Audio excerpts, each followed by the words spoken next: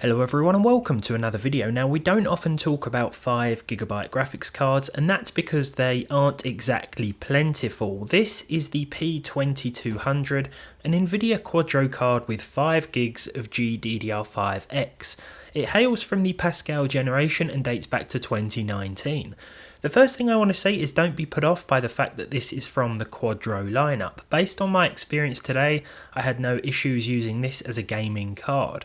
Driver installation is the same as installing game-ready drivers. Simply download and follow the steps. We don't get the Nvidia app and its built-in game capture capabilities, but personally, I don't miss either of those. What we do get though is a lovely single slot design, 75W TDP and fairly quiet operation. I like to think of this as a workstation variant of the 5GB GTX 1060, which does exist and shares the same 160-bit bus width, 1280 core count, 80 TMUs and 40 ROPs as this thing.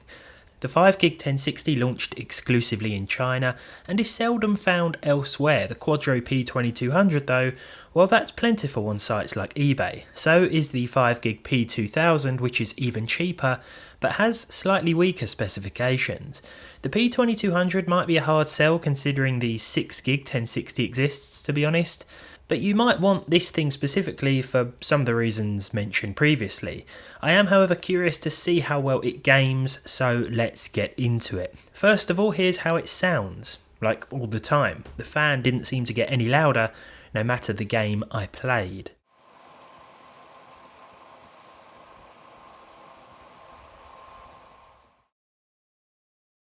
Now I apologise that some of the gameplay results here have this black bar on screen. I actually covered up where I'd wrote 16GB of DDR3 from a previous video. Of course this is a DDR4 based system. I'm using the i5-12400F today with 32GB of 3200MHz DDR4. I only noticed this mistake after the first couple of gameplay tests, so this whole black bar thing will be gone. You can see it on the sort of centre left of the screen there. We'll start off however with Arc Raiders today at 1080p with the lowest settings and TSR. I have implemented upscaling in some titles, but I didn't feel it totally necessary here. I thought native res performed fine, and I think we would have had to make too much of a visual sacrifice to achieve at least 60 FPS consistently. But yeah, it's running pretty well. For Battlefield 6 we did actually implement FSR. I started off with native resolution. Of course we're using the low preset here. Now performance will vary depending on the map that we are playing. First of all, we have the native performance gameplay here. Didn't benchmark this just to show you that 60 FPS isn't quite achievable, and I feel that is more important here considering this is a fast-paced, a first-person online shooter. So we'll switch to the FSR gameplay now. I actually chose FSR balanced, which meant that we did see at least 60 frames per second. As I said before though, it will depend on the map as to how the game runs. There will still be a few dips and drops below this, but for the most part it was a pretty smooth experience. As you can see here, we're also using less than, well, 65 watts most of the time. This is a 75W TDP card, requires no external power, and if you've got a small system, you're looking to squeeze a single slot or lower power card into it, this may well be worth considering. The extra gig of VRAM I think certainly helps and will be utilised by most of the games today. When it comes to Counter-Strike 2, of course there are no real issues. 1080p with a high preset. MSAA was however turned off, as I don't really think it's necessary here. It eats up a few frames and it doesn't really make too much of a difference to the visuals.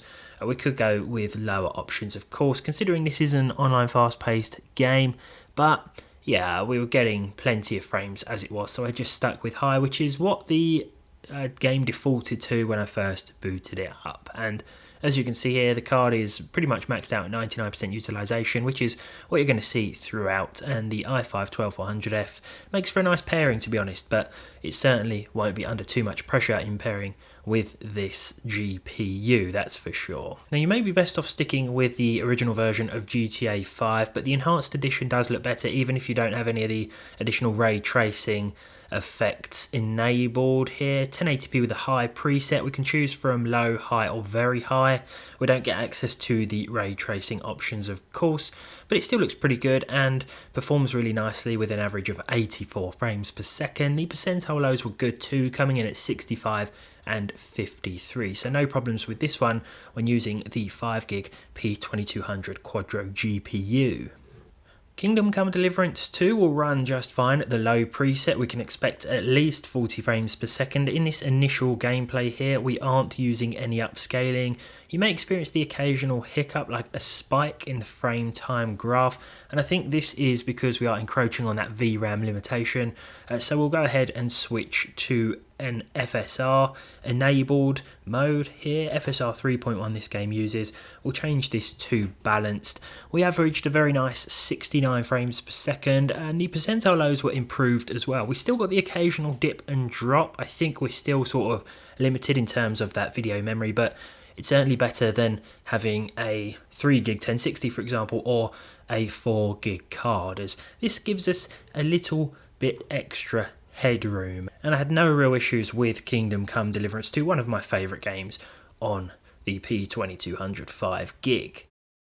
One game I haven't really played in a long time is The Witcher 3. This is the next gen version, or the DX12 version. We get access to a few fancier options here, like upscaling. I didn't actually utilise that here, I just stuck with the medium preset and TAAU for 70 frames per second. The percentile lows were okay as well, 53 and 45. Performance dipped a little bit in and around the city here, but it still held up better than I was anticipating, considering we're using a low TDP card and pretty decent graphical settings. I think this isn't too bad at all. You could certainly utilise a FSR, for example, if you wanted to. This uses FSR 2 though, so it certainly doesn't look as good as it does in some other games, and I just prefer keeping it with TAAU enabled for this one, to be honest. It runs really nicely as far as I'm concerned, and this performance will only improve in those out of town areas.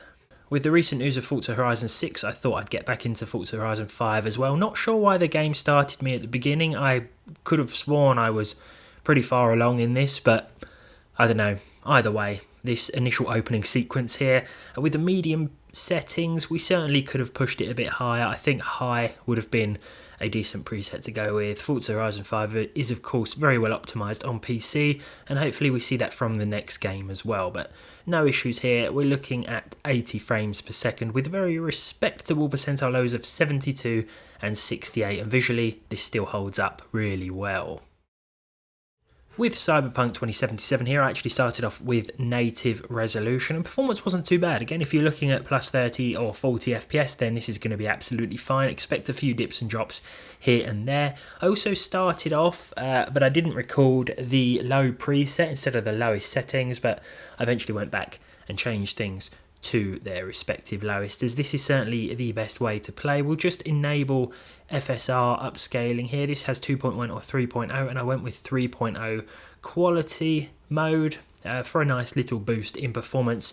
And honestly, when it comes to the visuals, I don't think we're sacrificing anything noticeable in terms of the sharpness with FSR enabled, but it does mean that performance holds a bit steadier in those busier areas, and it's running pretty nicely here. The average was actually 67, so I wasn't expecting this from the P2200, but of course you will see dips into the low 50s, high 40s in those more intensive scenes. Now, I've always found that Red Dead Redemption 2 is more than playable at plus 30 FPS. That's just personal preference, to be honest. And I've also noticed that the upscaling option, I think this has FSR, yeah, FSR 2 doesn't seem to do much in terms of helping with performance, at least with certain hardware. Like, I enabled it here, and it didn't really change the frame rate for some reason. I've seen this with a couple of other cards as well. I ended up sticking with the Xbox One X equivalent settings with TAA medium enabled for at least 40 frames per second. We were looking at 47 here. This actually felt very smooth. 40 FPS was that 1% low, and 36 was that 0.1% figure. So runs really nicely, looks good with the Xbox One X equivalent settings today, and yeah, can't complain too much at all. You might want more frames if you're playing in first person mode, in which case I'd advise going with lower graphical options. It's all down to personal preference, and I'm happy with this. We will finalise with Fortnite. We're using the medium settings here. High settings will also give you around about 60 FPS, but there will be a lot more dips and drops below that, and the average will actually come in slightly lower than 60. So I thought we'll just go with medium. I don't think visuals matter too much here in this one.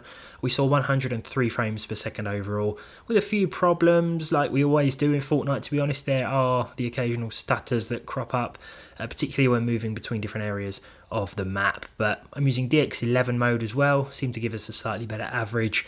And overall, yeah, again, a really playable experience from the 5GB P2200 GPU.